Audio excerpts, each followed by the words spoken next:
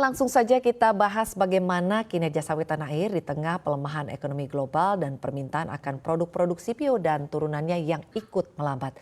Telah hadir di studio CNBC Indonesia Ketua Umum APROBI, Bapak Paulus Cakrawat. Selamat pagi, Pak Paulus. Bagaimana Selamat kabarnya pagi, di pagi hari Mbak. ini? Makasih. Ya. Dan juga sudah bergabung bersama kami melalui sambungan Zoom, Bapak Mukti, Eksekutif GAPKI, Direktur Eksekutif GAPKI maksud kami, dan juga ada Ketua Umum GAPMI, Bapak Adi S. Lukman. Selamat pagi Pak Mukti dan juga Pak Adi, bagaimana kabarnya di pagi hari ini?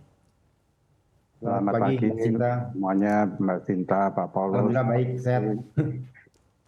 Baik, saya ingin ke Pak Mukti terlebih dahulu. Pak Mukti, menarik jika kita membahas mengenai sawit begitu banyak isu sebetulnya yang dihadapi oleh sawit kita, termasuk juga ada gugatan WTO, lalu juga kita lihat ada perlambatan ekonomi begitu ya, dan juga ancaman resesi. Kita lihat pelemahan ekonomi terjadi di Amerika Serikat, China dan juga Eropa, dan ini juga berdampak kepada permintaan.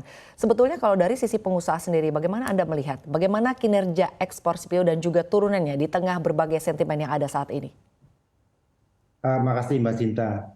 Jadi kalau kita lihat kelapa sawit ini kan bahan makanan ya. Jadi mau tidak mau memang dibutuhkan oleh manusia.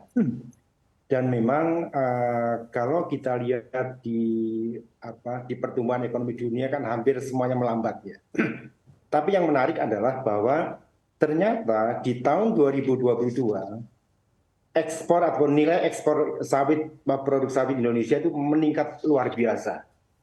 Jadi kalau sebelumnya tahun 2021 ekspor kita nilainya hanya 35 miliar US dollar, tapi ternyata pada tahun 2022 meningkat menjadi 39 miliar US dollar. Jadi menarik sekali ini. Ini kenapa?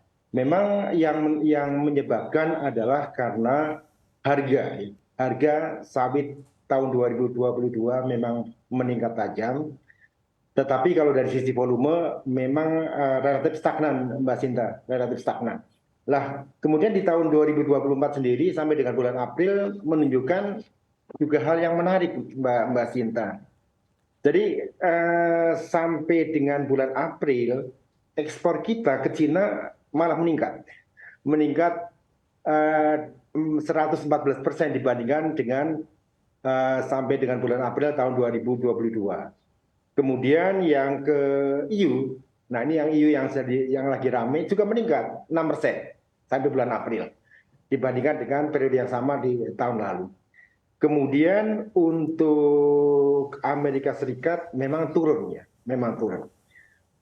Sedangkan untuk India yang juga merupakan salah satu pasar terbesar sawit kita juga naik 19%. Jadi memang ini menandakan bahwa sawit itu memang dibutuhkan oleh dunia.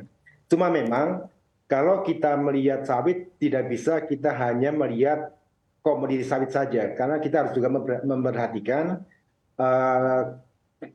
pasar minyak nabati lain sebagai substitusi seperti rapeseed, bunga matahari dan juga minyak kedelai. Saya kira itu Mbak Sinta. Baik Pak Mukti, jadi artinya kalau dilihat harga naik begitu ya, volume sebetulnya stagnan, tapi untuk permintaan ke China dan India memang kalau dilihat begitu ya Pak tetap meningkat, tapi untuk Amerika Serikat sendiri memang turun ya Pak. Tapi kalau jika kita kaitkan Pak dengan hilirisasi, sebetulnya seberapa signifikan efek hilirisasi sawit pada kinerja ekspor CPO dan juga ekonomi Indonesia Pak Mukti? Sebenarnya kalau kita lihat apa yang dimaksud hilirisasi ini ya Mbak Sinta ya. Kalau kita melihat sawit sebagai bahan baku, yang dihasilkan oleh pabrik kelapa sawit adalah CPO.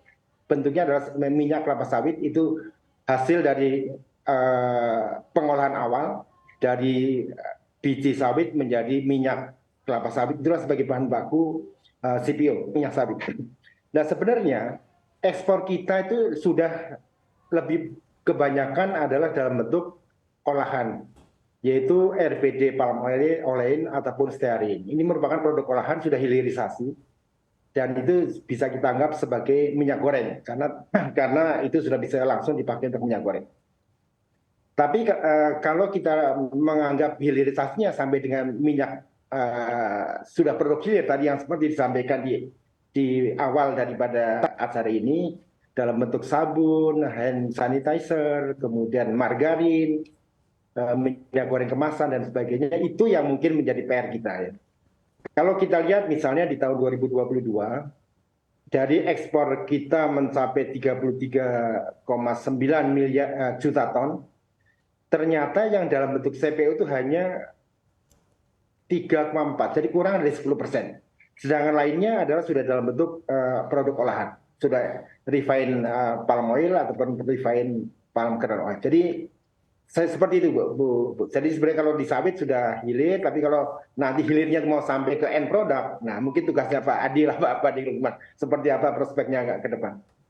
Seperti itu Bu. Baik, terima kasih Pak Mukti untuk penjelasannya. Saya ingin ke Pak Adi. Pak Adi, menarik kita mendengarkan tadi apa yang sudah dijelaskan oleh Pak Mukti begitu ya. Kita lihat sebetulnya untuk permintaan sendiri begitu ya, dari China, dari India begitu. Itu masih cukup tinggi begitu. Tapi kalau dari GAPMI sendiri melihat seperti apa sebetulnya?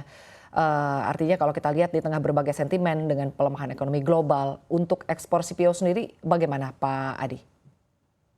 Oke, baik, terima kasih Mbak Sinta. Memang kalau kita lihat sawit ini bukan hanya untuk minyak goreng aja orang yang tahu ya, tapi sebenarnya banyak sekali produk-produk turunan yang bisa dihasilkan dari minyak sawit ini, dan tentunya juga dipakai oleh industri hilir di makanan dan minuman, termasuk untuk kakao, untuk industri kakao, untuk minyak goreng dan lain sebagainya. Sebenarnya banyak sekali yang mengandung sawit, dan ini sudah kita lihat terjadi peningkatan ekspor kita di tahun 2022. Ekspor makanan minuman, produk makanan minuman kita di luar sawit ya, itu meningkat 18%. Dan kalau kita total industri makanan minuman itu kan hampir mencapai 50 miliar US dollar termasuk sawit ya. Sementara yang di luar sawit itu kira-kira total 11 miliar US dollar. Ini potensi menurut saya untuk penggunaan sawit baik untuk dalam negeri maupun untuk ekspor. Dan sebenarnya kalau kita lihat masih banyak sekali industri-industri yang bisa dikembangkan dari sawit ya. Salah satu yang kita sekarang sedang dorong misalnya untuk emulsifier. Itu juga hasil penelitian dari tim teman-teman di BPJS PKS ini sawit ya, ini juga cukup menarik. Dan sebenarnya juga sekarang pemerintah kan sedang menggalakkan untuk energi juga, biodiesel dan lain sebagainya. Dan hasil penelitian terbaru juga sebenarnya limbah dari sawit pun juga masih bisa digunakan untuk berbagai produk. Salah satu yang kita dorong kemarin dalam diskusi itu untuk menghasilkan serat atau benang ya, dan untuk industri-industri tekstil ya dari tandan kosong. Ini sebenarnya menarik sekali, dan saya yakin industri sawit akan terus tumbuh dan berkembang, apalagi kalau kita lihat pohon industri sawit itu sangat banyak sekali, sudah yang disampaikan oleh Pak Mukti, banyak sekali produk-produk turunan yang masih bisa dikembangkan.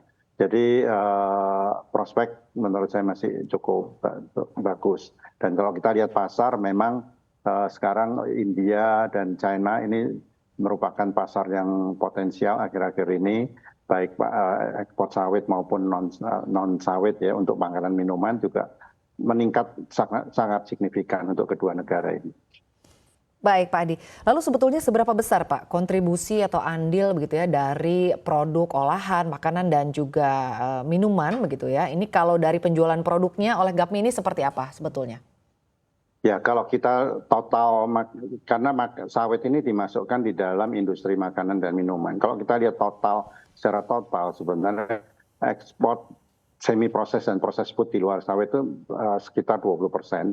80% memang sawit langsung dan turunannya termasuk CPO, PKO dan lain sebagainya. Nah, tapi di dalam ekspor semi proses dan proses food itu sebetulnya juga mengandung minyak sawit ya, mengandung sawit juga Kak, seperti misalnya bumbu-bumbuan, snack, kakao dan coklat turunannya dan lain sebagainya, itu sebetulnya masih mengandung sawit. Jadi kontribusi sawit bagi industri makanan minuman sangat besar sekali kalau menurut saya, lebih dari 80% gitu. Baik, kontribusinya cukup besar ya Pak kalau di atas 80%. Terima kasih Pak Adi untuk penjelasannya. Sekarang saya ingin ke Pak Paulus. Pak Paulus, tadi kita sudah mendengarkan langsung gitu apa yang sudah dijelaskan oleh Pak Mukti dan juga oleh Pak Adi. Sebetulnya untuk permintaan sawit memang tetap tinggi begitu ya. Jadi artinya untuk ekspor spio dan turunannya sebetulnya tidak mengalami pelemahan ya. Bahkan cenderung mengalami peningkatan khususnya di tahun 2022 dan kita lihat juga di tahun 2023 di bulan April mengalami peningkatan.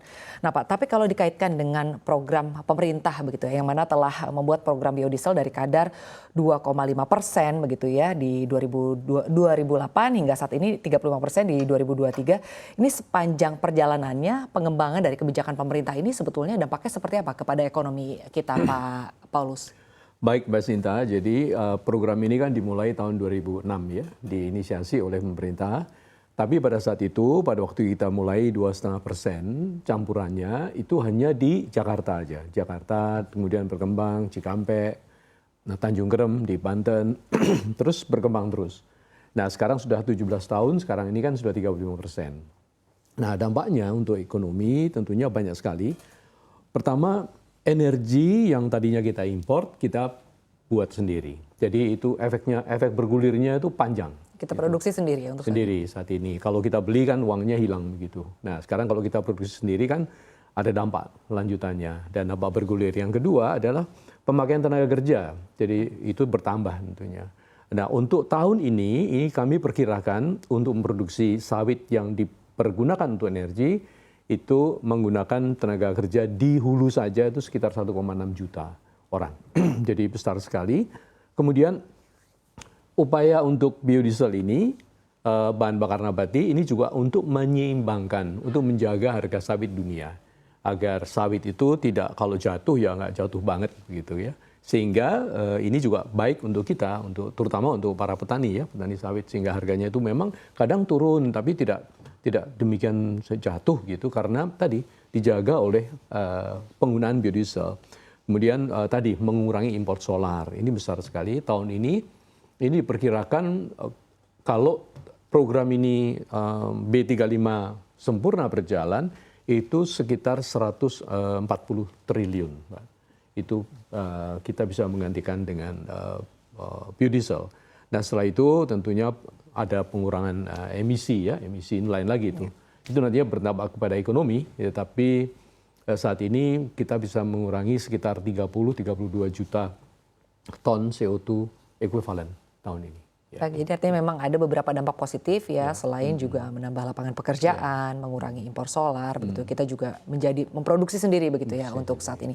Tapi Pak kalau kita melihat tadi dengan segala tujuan baiknya mungkin juga ingin dicapai oleh pemerintah. Untuk permintaannya sendiri biodiesel di dalam negeri seperti apa? Ya, ini kan karena ini industri katakanlah energi yang strategis. Ya. Jadi ini memang di bawah aturan-aturan pemerintah, ya mandatori pemerintah. Dari sebab itu permintaannya sudah fix, jadi 35% itu. Ya. Itu setara dengan 13,15 juta kiloliter. Kalau di barrel kan banyak orang yang senang melihat ini menjadi barrel itu sekitar 80 juta barrel sebetulnya. Ya. 80 juta barrel untuk tahun ini. Nah kemudian masyarakat yang sudah mengetahui tentang biodiesel ini tentunya sangat mendukung. Nah, untuk itu harus ada upaya-upaya terus untuk mensosialisasi kepada masyarakat, terutama generasi muda. Dan ini kita juga sudah lakukan ya terus-menerus dan ini mendapat dukungan dari semua pihak untuk sosialisasi ini. Nah, untuk itu juga kita harus bekerjasama dengan tadi pabrikan kendaraan. Tanpa kerjasama dengan pabrikan kendaraan kan nggak mungkin kan. Jadi dengan Gaikindo, dengan asosiasi produsen alat berat, kemudian dengan KAI, dengan semua kita bekerjasama untuk mengadakan uji coba, uji jalan, uji kinerja dan lain-lain. Dan saya kira untuk internasional penerimaannya sangat baik karena biodiesel Indonesia itu punya keunggulan juga dari segi teknis. Baik, jadi artinya kalau dilihat permintaan pasar ini juga disesuaikan dengan bagaimana produksinya ya sehingga bisa menyimbangkan untuk permintaan pasar itu sendiri.